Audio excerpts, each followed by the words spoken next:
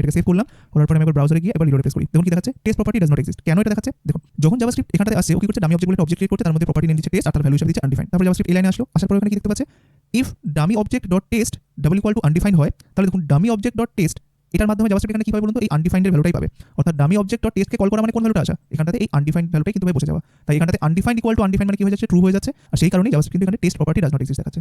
ঠিক আছে, যদিও এই কেসটা খুবই কম আসবে বা কখনো রিয়ার আসবে। আপনি বলতে পারেন যে আপনি কখনো এই ধরুন আপনি কোনো একটা এখানটাতে এমন একটা প্রপার্টি নিয়ে ডিক্লেয়ার করতে চাইছেন যেখানে আপনি একটা এমটি ভ্যালু দিতে চাইছেন, তাই আপনি সেটা কিভাবে দেবেন? নয় আপনি এখানটাতে একটা সিঙ্গেল কোটেশন বা ডাবল কোটেশন এরকমভাবে একটা এমটি ভ্যালু দিয়ে দিলেন, বা আপনি কি করবেন, সচরাচর সবাই নাল করে। ঠিক আছে, খুব কম জায়গাতেই আপনি পাবেন যেখানটাতে কিনা এরকমভাবে আনডিফাইন্ড এরকমভাবে ডিক্লেয়ার করা হয়। ঠিক আছে, বাট তবুও জিনিসটাকে জাস্ট আমাদের জানিয়ে রাখা যাতে আমাদের করে পরবর্তীকালে ভুল না হয়। তো দেখুন এইটাই হচ্ছে একটা কেস যেখানটাতে দাঁড়িয়ে আপনার প্রজেক্টের মধ্যে একটা আনওয়ান্টেড বাগ আসতে পারে। ঠিক আছে, তো এগুলোকে বলে লজিক্যাল এরর। তো দেখুন এটা কিভাবে আসলো, যেহেতু এটার ভ্যালুটাও আসছে আনডিফাইন্ড আর আনডিফাইন্ড ইকুয়াল টু আনডিফাইন্ড, এটা দেখুন এরকম হয়ে গেল।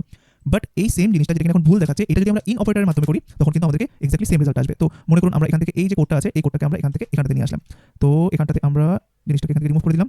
ঠিক আছে, এখান থেকেও রিমুভ করে দিলাম। এগুলো সব আমরা এখন ম্যানুয়ালি করবো। তো মনে করুন আমরা এখানটাতে ইন অপারেটরের মাধ্যমে করতে চাইছি আর দেখতে চাইছি যে এই টেস্ট বলে প্রপার্টিটা এর মধ্যে আছে কিনা। তাই আমাকে বলুন এখানে কি লিখতে হবে, আমাকে এখানে সিঙ্গেল কোটেশন বা ডবল কোটেশনের মধ্যে দিতে হবে টেস্ট ইন, চেক করতে চাইছি যে এই টেস্ট বলে প্রপার্টিটা কার ভিতরে আছে কিনা, ডামি অবজেক্টের ভিতরে আছে কিনা। ঠিক আছে, এখানে ডামি অবজেক্ট লিখলাম। যদি টেস্ট বলে প্রপার্টিটা এর মধ্যে থাকে তাহলে আমি এখানে কি লিখবো, আমি এখানটাতে এইভাবে দিয়ে দেবো যে টেস্ট প্রপার্টি এক্সিস্ট, আর যদি না থাকে তাহলে আমি এখানে কি দিয়ে দেবো, test property does not exist. ঠিক আছে, তাহলে চলুন দেখা যাক এবার ও কি রিটার্ন করে। আমি এটাকে সেভ করলাম, আমি এখন এখানে যাবো, একবার রিলোড প্রেস করলাম। দেখুন এখন ইন অপারেটরটা কি দেখাচ্ছে, টেস্ট প্রপার্টি এক্সিস্ট। ঠিক আছে, এই দেখুন এই ইন অপারেটরটা কিন্তু আমাকে সম্পূর্ণভাবে সঠিক রেজাল্টটা দিচ্ছে, কারণ অবভিয়াসলি দেখুন আমাদের তো এই টেস্ট বলে যে প্রপার্টিটা এটা তো এই অবজেক্টের মধ্যে বিলং করে, তাই না, আছে তো, এই কারণে আমাদের তো ট্রু দেওয়া উচিত, আরও ট্রু দিচ্ছে, আর আমার সাকসেসফুলি যে মেসেজটা আসার কথা সেটাই কিন্তু দিচ্ছে। বাট সেম ভাবে যখন আমি আনডিফাইন্ড চেক করতে গেলাম তখন আপনারা দেখলেন যে কি প্রবলেমের ফেস আমরা করলাম, তাই না। তাই অলওয়েজ যখনই আপনি কোনো একটা প্রপার্টি চেক করতে চাইছেন যে এই প্রপার্টি নেমটা বা এই কিটা কোনো একটা অবজেক্টের মধ্যে বিলং করে কিনা বা আছে কিনা, তখন অবশ্যই ইন অপারেটরটা ব্যবহার করবেন। এটা খুবই ইউজফুল একটা অপারেটর, এটা আপনার